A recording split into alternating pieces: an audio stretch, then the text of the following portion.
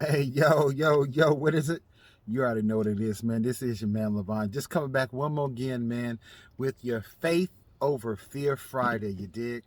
And today I want to talk to you about keeping your word. You feel me?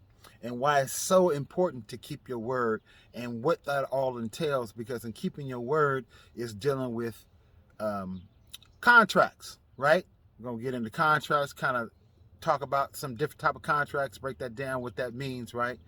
And then we're gonna back it up with a little bit of word. You feel me? But before that, please like this video, share this video on all your platforms. Make sure you subscribe to the channel. All right. Hit the bell notification so you're always notified whenever I upload content. It's free. It doesn't cost you anything to hit the like button and hit the subscribe button and hit the bell notification. Come on, y'all. You know what to do. Let's get these subscribers up. You dig? Let's get these likes up. All right, now let's get into it. Yo, real quick, what about them Warriors? Come out and play. Y'all know what it is, man. You know what? Shout out to the Golden State Warriors. You did. Strength in numbers. Y'all know what it is. Shout out to the Street House. Strength in numbers. You know what I'm saying? Building that community. Y'all know what it is. You dig? All right. So, keeping your word, right? Keeping your word. We always hear folks talking about, word is bond, you know what I'm saying? And all we got is our word, you know what I'm saying? Yo, words have power. That's off the gate, right? But we have forgotten that in this modern times. We knew that back in ancient times. Words have power, right? The Bible says there's power of life and death in the tongue. We have power with our words. That's why names were so important back in the day.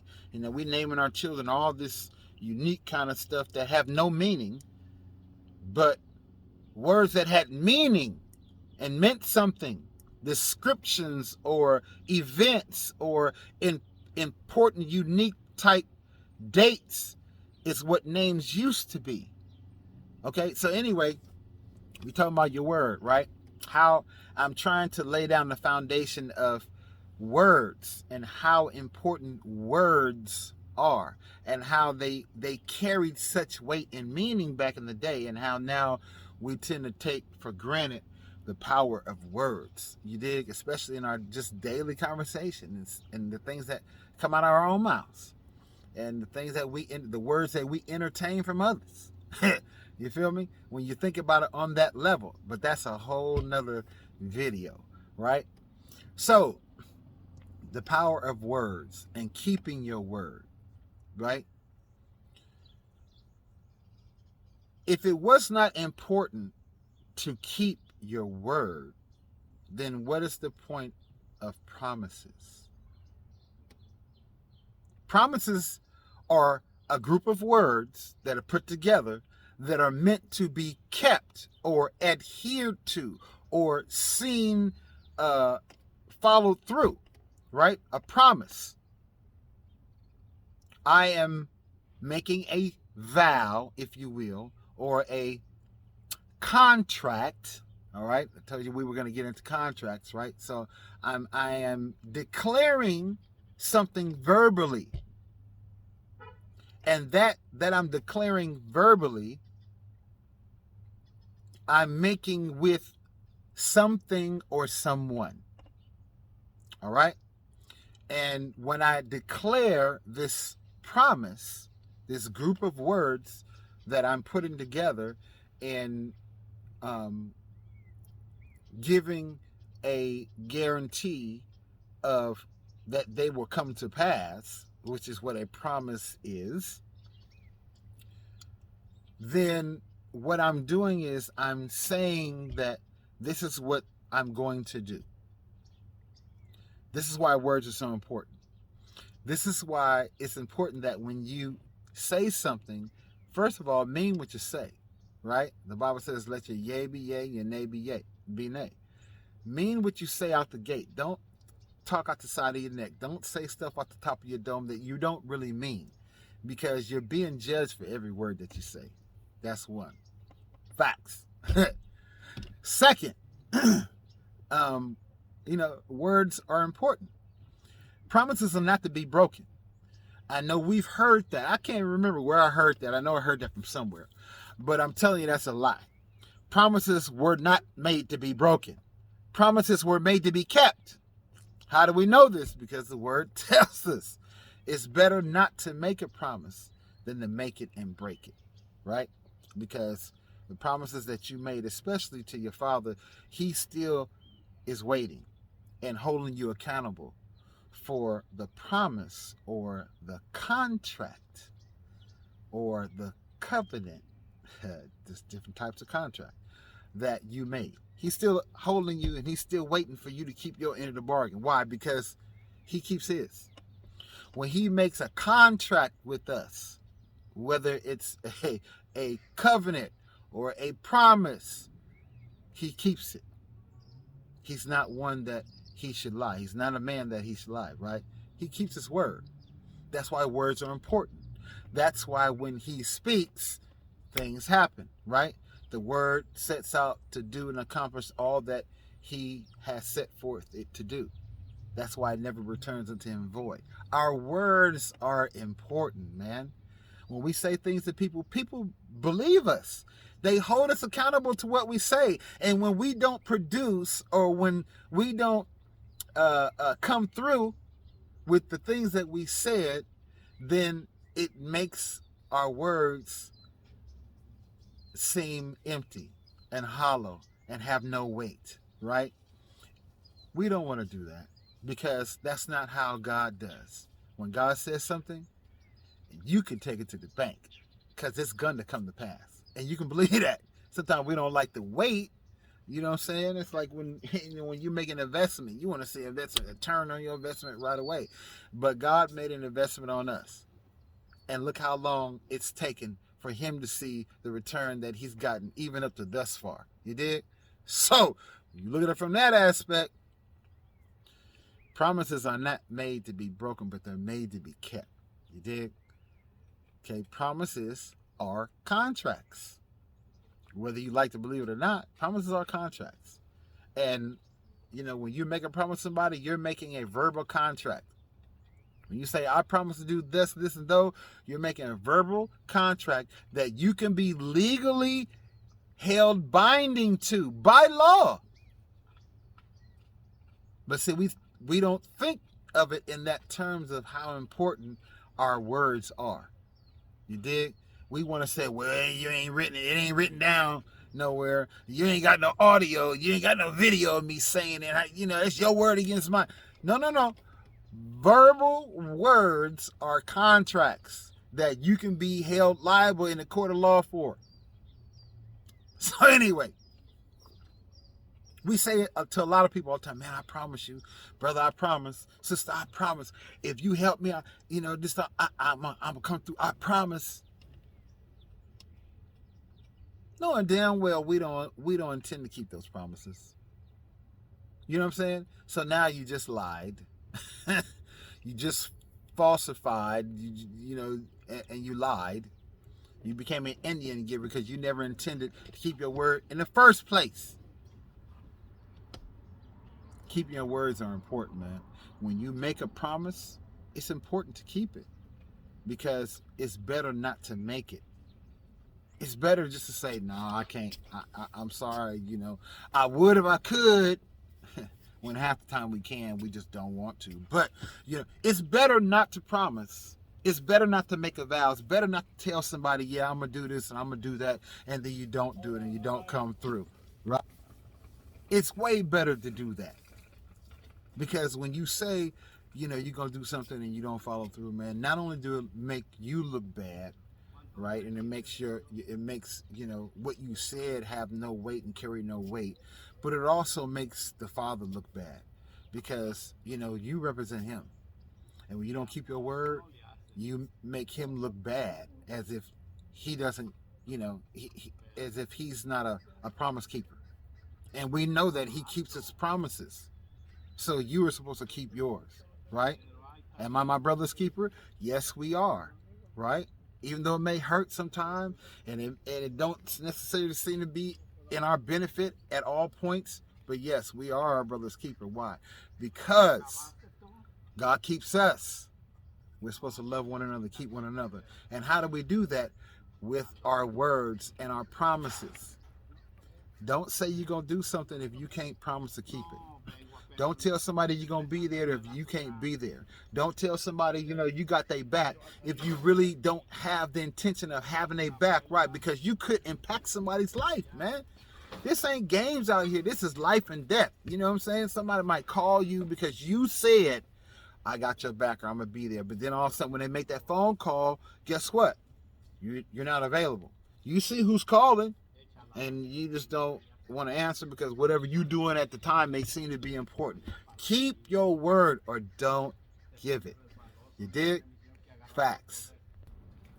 So as we're talking about promises, right? And we know that we shouldn't make a promise if we don't have any intentions of keeping it. Because when we make one, we should do everything in our power.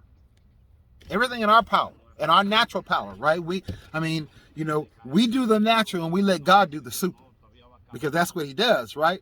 But everything in our power is what we do. We do all we can in our power, and we let God do the super, right? So we gotta do what we can to keep our word when we give our word. You dig? But when we give our word, it's a promise. Some promises have even more weight.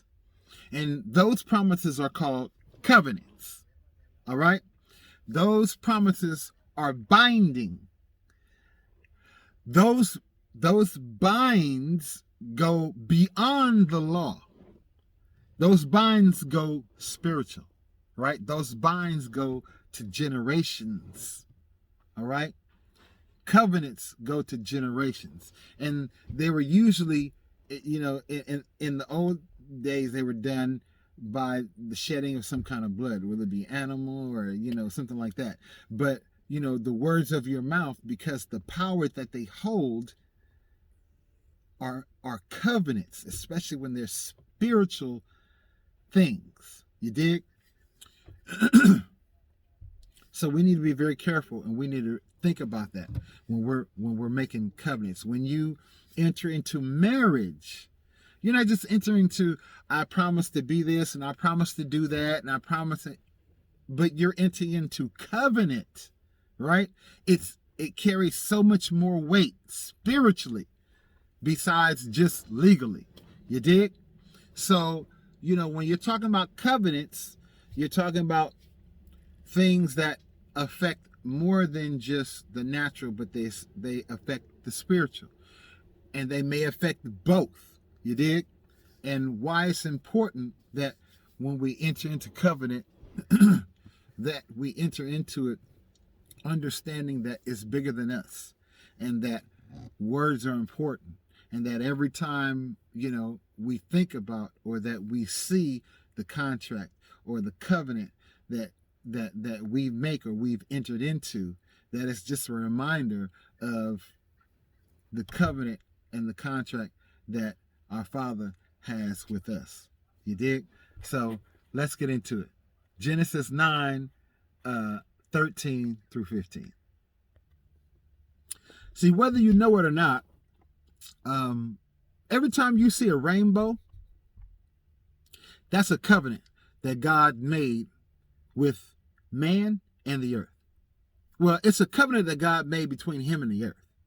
But it's also a covenant that He made between man and beast for us to be able to see and take part in the covenant that He made between Himself and the earth. Okay, check it. We're going to read, and then I'm going to break it down to you. But first, remember, Lameli, love, uplift, motivate, inspire, learn, laugh, encourage, and enlighten. LameliE.com. Go to the website, get your merch. You know what I'm saying? Support the channel, Levon says, because on this channel, we're all about positivity and motivating and teaching you how to love yourself and be the best version that God wants you to be. You dig? While also sharing those 8 words: love, uplift, motivate, inspire, learn, laugh, encourage, and enlighten. Genesis chapter 9, verses 13 through 15, and it reads, I do set my bow in the cloud, and I being Yahweh, God, the Father, the Mighty One, the Ancient of Days. You dig? He says, I do set my bow. Belongs to me. Okay? The rainbow belongs to me. I set my bow in the cloud. And it shall be. Okay? This is from now until forever, till I say otherwise. And it shall be for a token of a covenant. That's where we see that contract, right?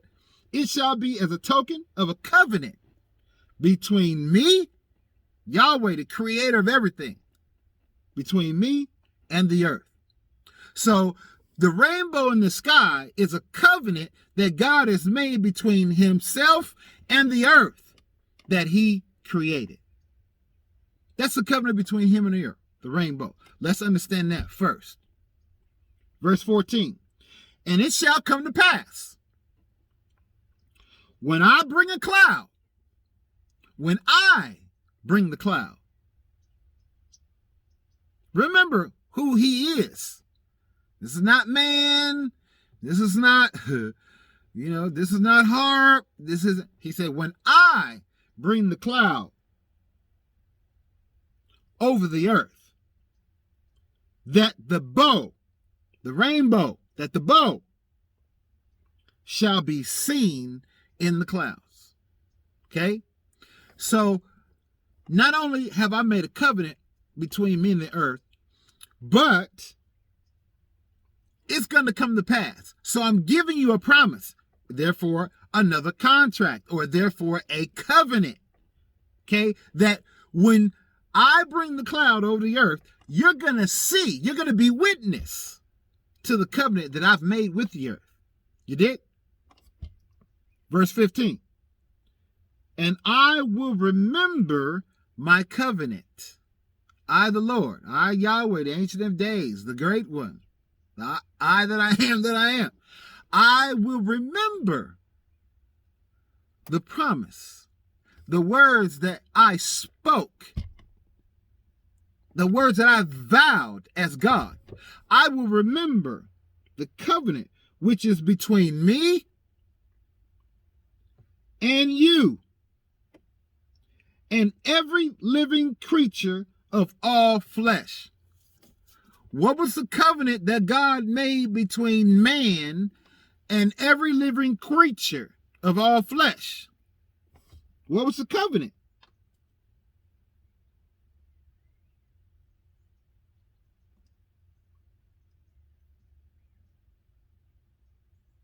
The covenant was this. Verse 11 says, and I will establish my covenant with you. This is man he's talking about now. I'm going to make you a promise that you can take to the bank, right? I'm going to make a vow. I'm going to make a covenant. It's not going to be broken by me because I'm the one that's making it. It's not going to be broken on my end because I'm the one that's making it. I make a covenant with you. Neither shall all flesh be cut off anymore by the waters of a flood. Never will all flesh die or be destroyed because of a flood again. Neither shall there be any more. Neither shall there be. No, let me say it again. Neither shall there any more be a flood to destroy the earth. So he says, I will establish my covenant. Okay? It's a promise I'm giving to you, man. Neither shall all flesh be cut off any more by the waters of a flood. Neither shall there any more be a flood to destroy the earth. That is the covenant that he made with man and every living creature. So he made a covenant between him and the earth, okay, that I'm never going to I'm never going to destroy the earth with a flood. That's the covenant I'm making between me and you, earth. Okay? And I'm going to put a bow in the sky as a reminder of the covenant that I made between me and you, earth. And man, I'm making a covenant with you and with every living creature that no more will I destroy you by the water. And you're going to be able to see the covenant that I made between me and the earth as the bow in the sky is a witness of the covenant that I made between me and the earth. You're going to be able to see it. I'm going to allow you to be able to see the promise that I made to the earth. And by you being witness to this promise that I have between me and the earth, it's also going to remind me, Yahweh, of the promise that I made between you and me and every living creature, never to cut you off again by the flood of the water. Words. These are the words that he spoke. This is the promise that he gave us, that never again would this happen. And not only am I going to make a covenant with you and every living creature that this will, so that's a three-way contract. That's a three-party contract. Y'all know, y'all heard of contracts. You know, when you go to sign up for, you know, like say a cell phone, you're making a contract between you and the carrier and the brand, right? How? When you go to buy a phone and they say, okay, this phone costs $1,400, but you can get this phone for $30 a month, along with the plan that costs whatever, how much a month. So you're making an agreement with the manufacturer on a payment plan for this phone, and you're making an agreement with the carrier for the service for that phone. So there's three-party involved. That's a three-party agreement. You do it all the time with credit cards. You make an agreement with the credit card company on whatever the terms of their card is to loan you credit. You also make an agreement with your bank that you're going to have money in the bank to be able to use their accounts to make this payment. Especially when you get your credit card through your bank. That's a three-party contract, three-person agreement. God did that in the Word in the beginning when he made a covenant between man and creature. Right? That's living. That's making a contract between living entities. God is living spirit. Man is a living spirit, a living creature. And beasts and fowls and fish and creeping, crawling things are living, creeping, crawling things. But he also made a covenant with the non-living. Which is the earth.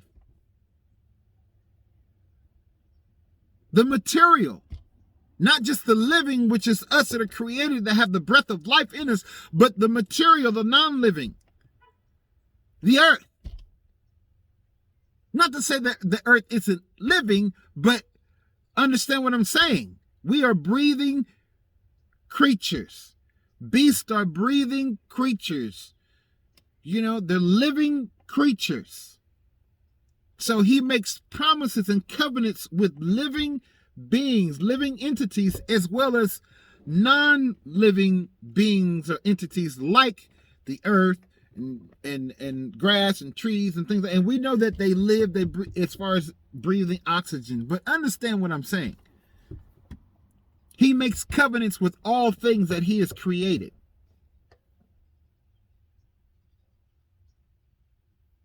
Whether they're living tissue or non-living tissue. He made a covenant with the earth as well as a covenant with us. he allowed us to be able to see the covenant that he made with the earth because of the power of his words, because he gave a promise. He made a covenant to us. And I'm just trying to drive home the importance of keeping your word. When you give someone your word, keep it, right? This is Faith Over Fear Friday, right? So have enough faith to keep your word. Regardless of the fears of, well, you gave someone your word, but now you don't know how you're going to keep it. Lord, I don't know how I'm going to be able to do this. I told this person I was going to do this. I told them I was going to be there, but God, how's this going to happen now? Stand in faith. Stand on your faith. Stand on the words that you said and know that and believe that because Christ is in you, that he's going to give you the power to be able to honor what you said. That's faith. And if you can't keep what you said, don't make it in the first place. You did? If you know your faith ain't at that level to where you can say, I'm going to do this. And even you may not know how you're going to do it, but you just believe in God and you just have the faith that I know God. It doesn't matter what, I just know God going to take care of it. That's kind of faith I got. And then God takes care of it because you walking in that real type of faith. You ain't playing. You know what I'm saying? But if you know your faith ain't at that level of believing God through the impossible, then don't make the promise. Don't enter into covenant. You dig? So for this Faith Over Fear Friday, let's remember that our words are important. When we make promises, they're not made to be broken. Again, let me say that promises are not made to be broken.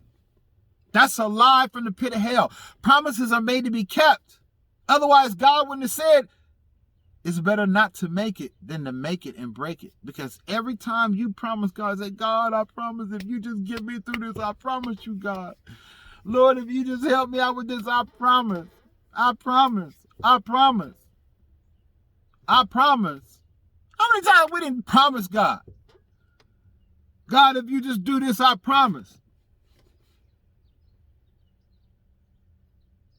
How many times we didn't call a credit card company and tell them, if y'all just give me an extension, I promise. I pay whatever it is you agree to pay, and then you don't, or you miss out, or you fall behind. Well, it happened because you didn't keep your word. You gave your word that you would pay such amount every month, but then you didn't keep your word. And then you want to get mad when the folks is on you. Or when they call the credit bureau and put a bad word on you, you want to get mad. Why? I don't understand why. You gave your word. You entered into covenant. You made a promise. You told that woman that you was going to do right by her. You know what I'm saying? You was going to love her. You was going to value her. You was going to treat her well. You wasn't going to do like these other fools out here. You know what I'm saying? You was going to be different. And she believed you. She expects you to keep your word. And then when you don't keep your word, you break your promise, you break your vow, you didn't hold the covenant sacred, then you want to get mad when she leaves. Or when she wants you gone. Or when she don't want to have anything to do with you anymore. Words are important. Words are so important. And when you group your words together and you vow and you make a promise, do your best to keep your word. Because by keeping your word not only builds your faith, but it brings glory and honor unto God. Because God expects us to keep our word. When we make a vow to someone, He expects us to keep it, even if it's done out of ignorance.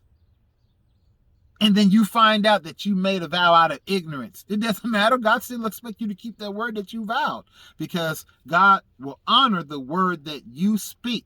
And if you vow or make a promise, He expects you to keep it, even if it may be a foolish one,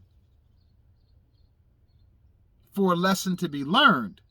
But yet, still keep your word. You dig?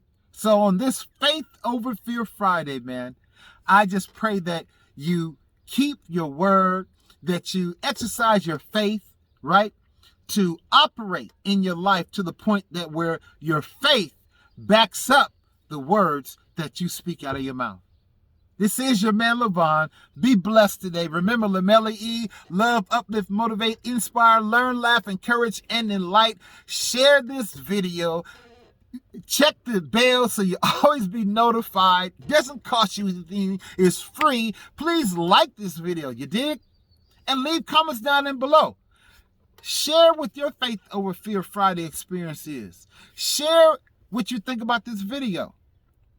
You dig? I look forward to your comments. Let's get these subscribers up. Let's help grow this channel. LaMelle, Levon says, I'm out.